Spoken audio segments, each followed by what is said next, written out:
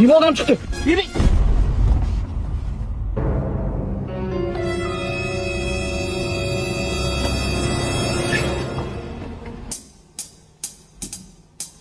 Banan yegim kelibdi. Dur ol ki. Öyle mi yaxshimi? Yo'q, kulmik yegim kelibdi. Uyut bacham ol ki. Böyle mi ko'ngling joyi yaxshimi?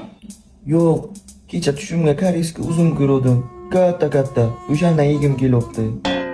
Onangga bir bo'g'ozmikan ya? Uyut qayta olib kelsam? Endi bacham bu ham bir kasofat. To'g'ri, ayb bizadan o'tdi, urdi. Nima so'rasang mana keltirib berolmas. Lan, sen olib keldik mana. Endi bacham bizlarni kechirda yozib berma. Nima so'rasang qilamiz. Aniqmi? Ha. Xohlagan narsa. Tamam. $100,000 pul. Man uzr, man kechirasan. Man ana unaqa Nimaga uryapsan mani? $100,000 deding, man ana unaqa. $50,000. Bacham tur. Nazar sol, tur.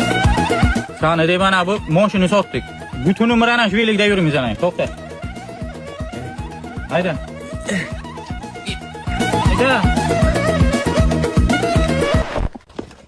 Oy, onasini yemsin.